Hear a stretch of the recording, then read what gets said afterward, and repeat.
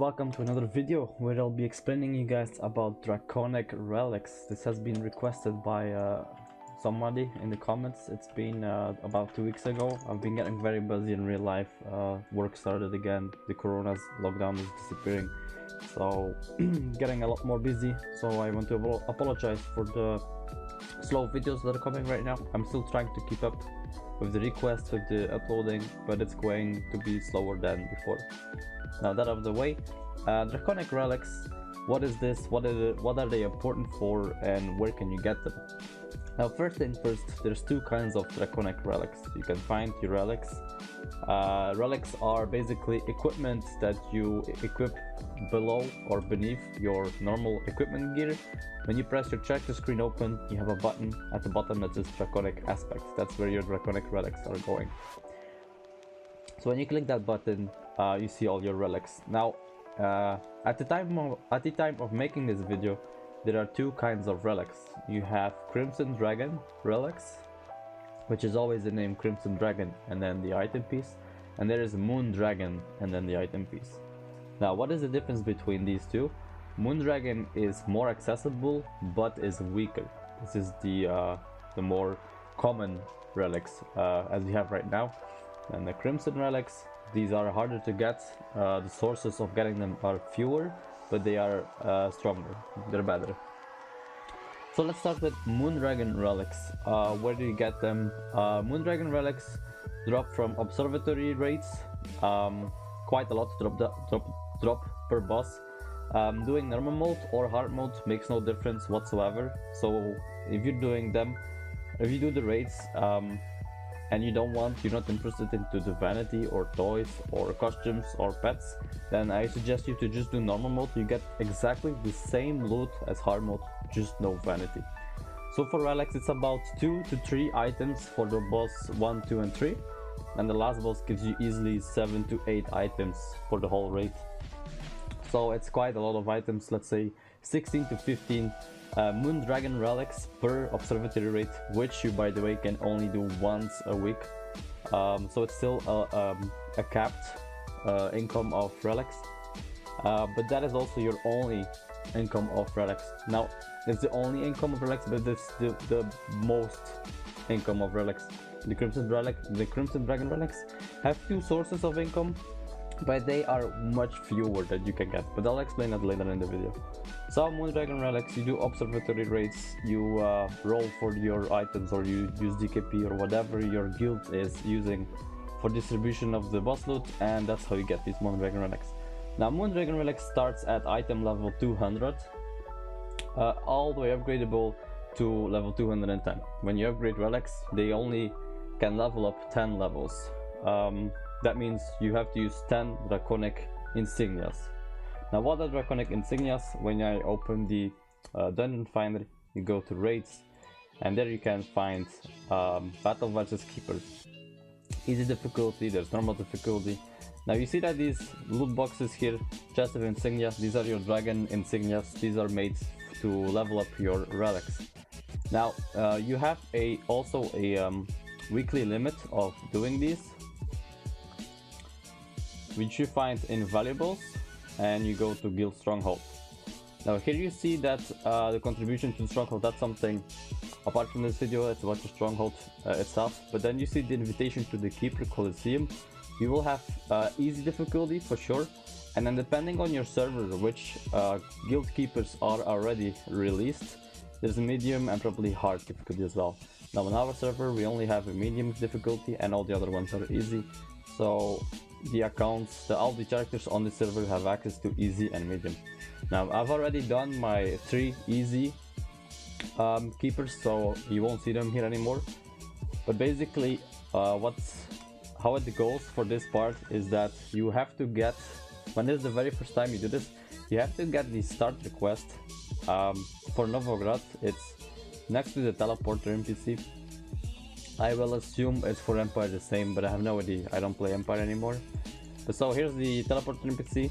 The guy I want to talk to is Maximus Cornell, the battle curator.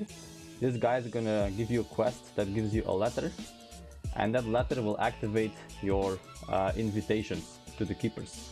Now for every time you go to a keeper, your invitations are not spent. They are only spent when you loot the box after you kill the keeper. So that means that you can enter as many times as you like, you can help unlimited amount of times with different rates, but you can only get the loot 3 times per week. Per difficulty. That means easy mode, you can only loot 3 times in easy mode. And a medium difficulty you can also do 3 times per week. So the amount of insignias you can get is determined by how many raids you can do and how many difficulty levels are there on your server. Now, very important to know for you is that when you do kill a keeper and you get this box as loot, it's always very important that you open these boxes with the experimental replicators active. It's going to make the loot, the insignia that you get, multiplied by 4. Now, it's important that you do this because this is the most limiting power increasing item that you can get that is capped by a weekly income. And it's very important that you multiply that as much as you can, because these are the most important items you can get from raiding. These are literally influencing your vigor and stamina. Now, this is where the point where relics are, why you get them and why they are important. Relics are giving you vigor and stamina. Vigor and stamina are your base values of damage you deal and the health you have. So the more vigor you have, the stronger you'll be. You will also see that people that have more vigor are going to do higher numbers on the PS meter, are going to do higher hits on PvP. Vigor is a leading factor on progression and character building. That's why relics are so important. Now back to the relics itself. When you have these insignias, you simply press them, right-click them, and you'll be able to put them on your relics. Now another tip I can give you is that you only should, as of today, only put your insignias on the Crimson Dragon relics. Do not use them on Moon Dragon relics. You will end up replacing them with Crimson Dragon anyway. So any insignias you use on Moon Dragon is thrown away. It's garbage. So make sure to only use it on Crimson Dragon relics. And you'll only be able to use 10 insignias into one item until that item is maxed, so to speak. Now when an item is maxed, it's going to give about 10 vigor more, so it makes a big difference in the long run. And it's you can see it as a weekly vigor increase that you can get, which is going to help you a lot in your gameplay. Now back to the relics. So that's all about the Moon Dragon relics, and that's everything about how to upgrade them and where to get those upgrade materials. For people that are not really sure about the replicators, if you don't have access to experimental, then simply use triple replicators. Triple replicators, free to play, you can buy them from the cash shop, the boutique. Pay to play, you can get them from here. This is the Draconic shop. You can buy these with the currency that you get from doing your weekly income by doing the Draconic games. So it'll either be the steeplechase or the race or throwing the ball or the labyrinth, whatever it is. You can buy your replicators here. These are the best ones you can buy. Pretty cheap, honestly. Yeah, this is the best I can advise if you don't have experimental. Now, if you wonder where you get experimental, you only get them free to play. Can probably buy them from the cash shop. Here we can only get them from collector editions or from the currently ongoing event, which is the Tournament of Blood. The rewards are giving them as well. So they're pretty rare, they're very important to have, so make sure you use replicators always when opening the insignia boxes, because they are limited and you want to get the most out of them you possibly can. Now when I go back to you about relics, so then you have Crimson Dragon relics, which is the most important thing you want to get. Now Crimson Dragon relics have two sources. Now the raiding source is the newly arrived Nihas Citadel raid. Nihas Citadel raid has, as far as I know, 3 bosses, of which one is still locked. The second one is bugged. The moment you touch him, as far as I know, as far as we have tested, it goes instantly immune. So it's bugged. We cannot kill it. So for now, we only have one boss to kill. from the heaters raid. I'll put a link in the description to that video as well, where we killed that, so you can see which boss it is that I'm talking about. But when you kill that boss, he's dropping about, what I've seen is 2 Crimson Dragon Relics. So it's a lot less than Observatory rate. So it's already a lot more uncommon. It's rarer to get these Crimson Dragon Relics than Moon Dragon Relics. Now, when you get those Crimson Dragon Relics, as I said, you want to equip them and you want to use your insignias from the Guild Keeper rates on those Crimson Dragon Relics to get the most out of your gain. Now, the other source for the Crimson Dragon Relics is Rilgar. You can buy them from the Rilgar store. So every week after your guild, so yes, you will have to be in a guild to get Rilgar, that's the first thing. When you're in a guild, your guild is doing something called Dominion. Now, Dominion is a guild versus guild PvP planned event. That's every Sunday for the 6v6s, which is 6 players versus 6. And then on Wednesday, it's raids versus raids between guilds, which is a 12-man versus 12-man PvP event. Now, at the end of the week, which is the Wednesday towards Thursday, there's going to be some calculation happening in the game, which checks which guild did how many score and how much they won and how much they lost. Based on that, you will get a certain amount of Rilgar, and that Rilgar gets multiplied by your tabard and by Spark Rubies and by the Guild Rubies and whatever else that influences it. And that's then the total amount of Rilgar you eventually get in your back when you log in on Thursday, starting from 4 o'clock in the morning. Now, with that Rilgar, you can go to the... With that Rilgar, you right-click the Rilgar, so it goes into your skirmishes. And on skirmishes, you can see how much Rilgar you will have. There's a cap of 250, but people rarely reach that. You would only reach this cap when you're stocking up Rilgar already for the upcoming patch, when you have everything you needed. Now, with this Rilgar, you can go to your 3v3 NPC, and near that 3v3 NPC is the Dominion Quartermaster. Dominion Quartermaster can sell Draconic aspects, and there's the Crimson Dragon Relics you can buy, which also drop from Hedas, which from I has Citadel rate. For Rilgar, everything is priced at 75 Rilgar. It's every single gear piece you can buy, so everything is bought with Rilgar if you're that unlucky with your rates.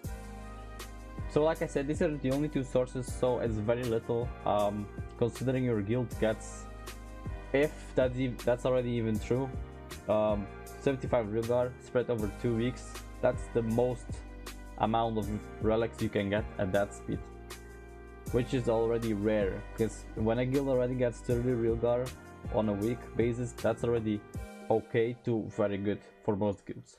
So it's usually going to take you 3 weeks to get 1 Crimson Dragon Relic with Rilgar, considering you don't have anything else that you still need to buy with Rilgar, such as the stats or rubies. This is pay to play only, by the way. Free to play has a different system where you just have to pay and you get your stuff, but most of the cash shop stuff that makes people stronger for on pay to play, it's with Rilgar, not money. So there's some things you might want to buy with Rilgar before relics, because relics eventually are going to be replaced with other stuff in future patches. So I would suggest, if you still don't have these items, such as the scrolls, the talent points and the ruby scrolls, you want to get these first before relics. You don't want to spend all your Rilgar on relics while you don't have any of these, then have the next patch come within 2 months and make the relics you bought kind of replaceable with newer relics. You don't want that to happen to your progression. So focus on the items you need first before getting to the relics. And then the last one, the last NPC where you can still get Crimson Dragon Relics, is the ranked PvP NPC. Now, ranked PvP NPC, how this works is that you have 2 different ranked PvPs. You have 3v3s and you have 6v6s. Now, how it works is that whichever rank you have the highest at the end of the week, so that means every Thursday 4 in the morning, the game is gonna look at which rank you have the highest, and then takes that amount of rank and gives you that value of currency. So for now I have 984 rank as the highest one I have for 3v3. So the game is going to give me 984 currency to buy relics. So if you see the rank PvP NPC in Empire, it's near your portal where you go towards Jaskar. So you click this, you'll see that there's also Crimson Dragon relics that you can buy here. Now you see two currencies. Now the one I was just talking about with your rank is the one on the right side, the Draconic Blessing. So as you see, every item costs 2500 emblems and ranking basically. Draconic Blessing is your ranking. So what happens is that every week you're getting your ranking in the currency amount. Next to that, you also need to get combat emblems, 2500, and then you can also buy Crimson Dragon relics. So that's the third and also last source of your Crimson Dragon relics, which are the best in the game currently going on. This system is it's new, I like it, it's pretty cool. It motivates people to do ranked PvP, at least it should motivate people. I don't see it really happening on pay to play. It's very limited to how many parties and how many teams actually are tagging a lot for PvP, but I guess that's what we gotta go with for now. So yeah, that's how it works. Your ranking, the highest value is taken as the currency. So let's say what I tend to do the moment patch hits, every time patch hits, I'm getting 1200 rank before the reset. So for example, patch comes one Monday, by the time it's Thursday, I'm trying to get 1200 rank, either 6 or 3v3, doesn't matter, so that I have enough, so that you can get one relic at least every 2 weeks, which is the most accessible you can get on that time frame. If you want to get one every week, then you need to have 2500 rank every single week by the time the week ends, which is not doable. It's not realistic, not on this server at least. So 1200 is realistic, so it's one relic every 2 weeks on top of the other income from raids and Rilgar. That's about it. I want to thank you guys for watching. I hope this was helpful. I'm very sorry that it was uploaded so late after the request. I'll try to do better next time. If you have any other questions about the game, if you want me to make a video or tutorial or whatever it is that you want to know more about Allods Online and you're not sure how it works, or you want to just see a video to confirm your questions or doubts that you have about something specific, don't be shy to leave a comment or simply whisper me on Discord. I'm daily checking every time as well, very active on that. Again, thank you for watching.